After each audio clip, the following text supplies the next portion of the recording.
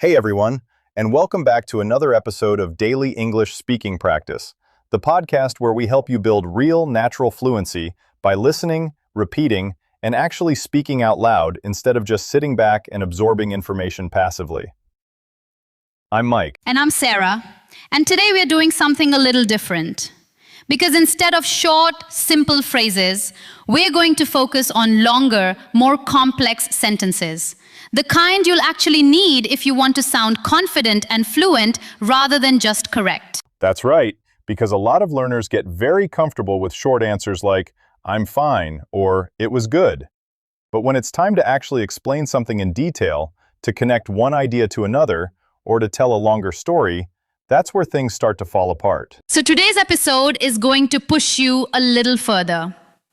And by the end of these 30 minutes, you'll have practiced speaking in full, flowing, connected sentences about something we all talk about constantly, which is, of course, our weekends. Get comfortable, maybe grab something to drink, and remember, whenever we pause, that's your signal to speak out loud, not just think the words in your head. Key long sentence patterns. Listen and repeat. Let's start by looking at 5 longer sentence patterns that native speakers use naturally when they're talking about how they spent their time off. And I want you to notice how these sentences connect 2 or 3 smaller ideas into one longer, smoother thought. I'll read them first, and then we'll repeat them together, slowly, so you can really hear how the words flow into each other without unnatural pauses in the wrong places. Honestly, it was one of those weekends where I meant to get so much done, but somehow I ended up just relaxing on the couch the entire time. We had actually planned to go out of town, but the weather turned out to be so bad that we decided to just stay home and reschedule for another time. I spent most of Saturday running errands that I'd been putting off for weeks, and then on Sunday I finally had a chance to just slow down and do nothing. It was a pretty packed weekend, to be honest, because between the birthday party on Friday night and the family lunch on Sunday, I barely had a moment to myself. I've actually got a pretty exciting weekend coming up, since some old friends from university are flying in, and we're planning to spend the whole time catching up. Now let's slow it down and repeat each one together, one at a time, so you can really absorb the rhythm. Honestly, it was one of those weekends where I meant to get so much done, but somehow I ended up just relaxing on the couch the entire time. We had actually planned to go out of town, but the weather turned out to be so bad that we decided to just stay home and reschedule for another time. Notice how these sentences use connecting words like but, since, and because to link 2 smaller ideas together into one longer, more natural-sounding thought, which is exactly what fluent speakers do all the time without even thinking about it. Extended real dialogue. Let's listen to a longer, more detailed conversation now. One that really shows how these longer sentences work in a real back-and-forth exchange between 2 co-workers on a Monday morning. I'll play myself, and Sarah, you're my coworker who I haven't seen since Friday, so we've got a lot to catch up on. Morning, Mike. I feel like it's been forever since Friday. How was your weekend? Did you end up doing anything with the extra time off? Oh, it was actually pretty eventful, which I wasn't expecting at all, because we had originally planned to just have a quiet weekend at home. But then my sister called on Friday night and said she was coming into town unexpectedly, so everything kind of changed after that. Wow, that's a nice surprise though. What ended up happening once you got there? Well, since she was only in town for 2 days, we tried to pack in as much as possible. So on Saturday, we went out for a really long brunch that turned into an afternoon of just walking around downtown and catching up on everything that's happened since we last saw each other. That sounds lovely, honestly.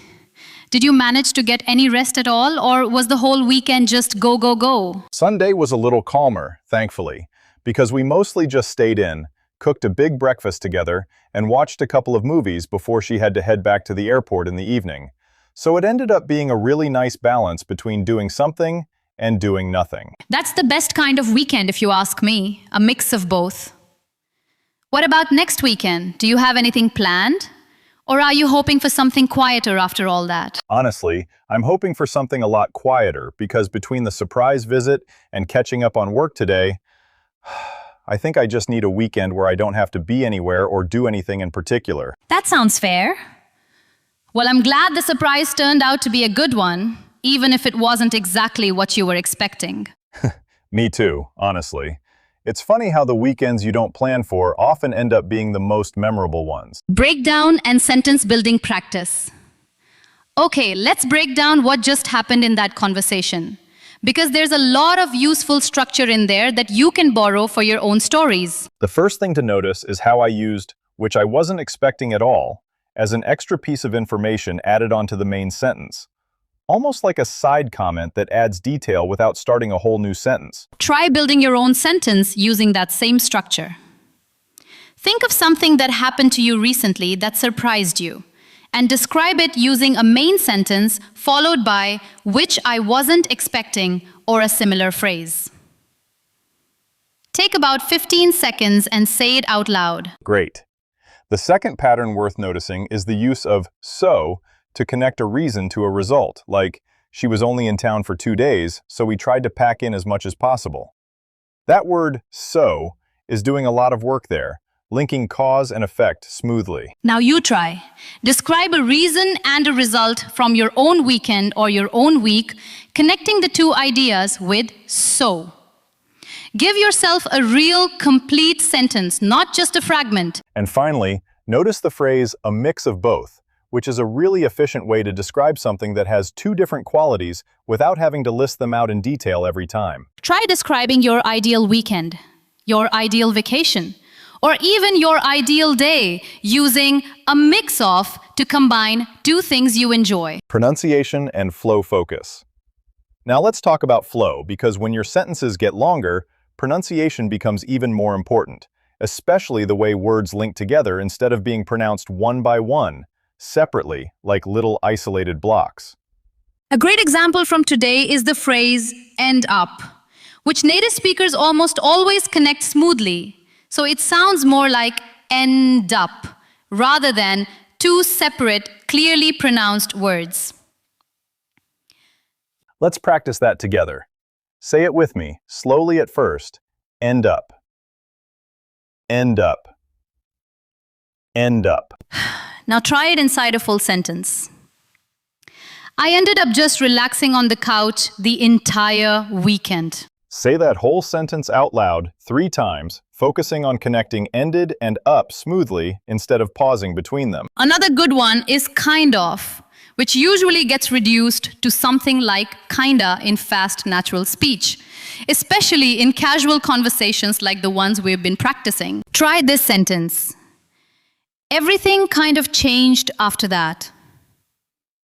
Say it naturally, letting kind of blend together rather than pronouncing each word separately. Free talk practice. For our last stretch today, let's do something a little more open-ended, which is what we're calling free talk practice, where instead of answering specific questions, you're just going to talk continuously about your weekend for about 90 seconds, the way you would if a friend asked you and you just kept talking naturally. Don't worry about being perfect. And don't worry about pausing to think of the right word here and there, because that's completely normal, even for native speakers. And the goal here is simply to keep the flow of speech going for as long as you can. Ready?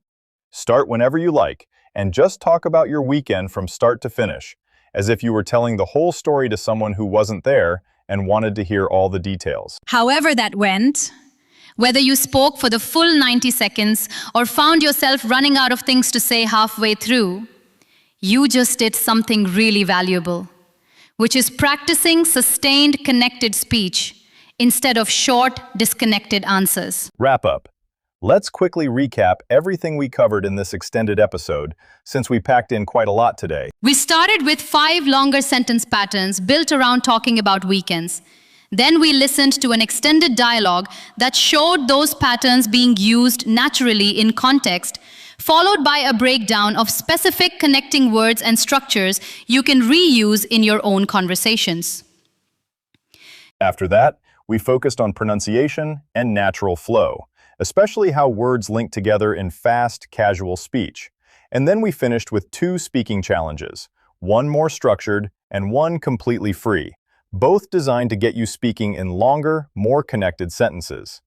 Tomorrow, we'll take this same approach, longer sentences and extended dialogue, and apply it to a new topic, which is going to be ordering food and having a longer conversation at a restaurant, including some back and forth with a server. As always, the most important thing isn't perfection, it's consistency. So even 15 or 30 minutes a day of real active speaking practice will make a bigger difference over time than you might expect. See you tomorrow, and keep speaking.